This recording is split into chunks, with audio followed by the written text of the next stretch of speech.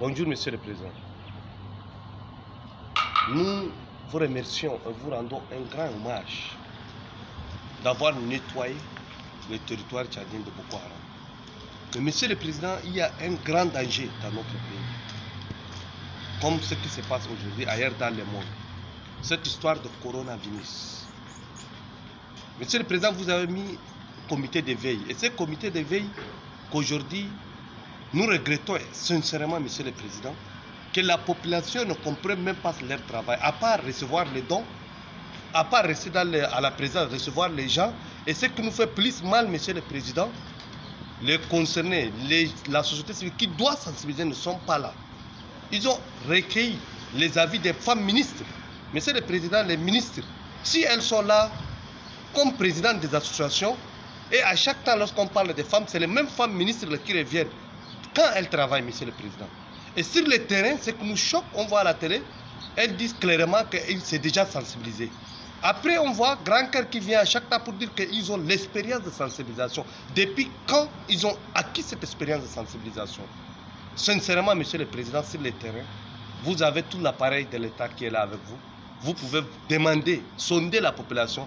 99% de la population ne croit même pas à ce qui se passe, ne croit même pas à ce virus. Monsieur le Président, les jeunes ont réclamé d'être impliqués, on ne les implique pas. Monsieur le Président, aujourd'hui nous regrettons. Moi, je n'ai jamais pris la parole contre ce qui se passe. Et surtout, la Fondation Grand Cœur, Madame la Première Dame, s'il te plaît. Il faut revoir. Ces gens qui sont là-bas, ils ne vous aident pas. C'est vrai, à la télé, on le voit, mais la population commence à vous détester plus. Parce qu'ils ne font rien et ils crient à la télévision comme ils font beaucoup de choses. Madame la Première Dame, s'il te plaît. Il faut chercher des gens neutres pour voir est-ce que la population apprécie ce que la Grand Cœur fait. Il faut sonder les gens. Aujourd'hui, ce qui se passe avec Corona, c'est notre survie. C'est notre survie, tous. Le coronavirus n'est pas ni les présidents, ni les ministres, ni les simples citoyens. Mais aujourd'hui, si on reste seulement des individus qui viennent seulement à la télévision, ils empêchent aussi que les autres commencent à prendre l'élan. Nous, on a besoin d'unité nationale. On a besoin de tout le monde pour sensibiliser. Mais ce n'est pas seulement les petites miettes. Mais lorsqu'on laisse seulement certains individus qui sont des ministres, qui sont des directeurs généraux et qui ne font pas le travail sur le terrain et qui commencent seulement à la télévision pour dire qu'on sensibilise les gens. Et chaque jour, si les autres font un travail, ils veulent tellement barrer et dire pour accuser les autres d'être opposants.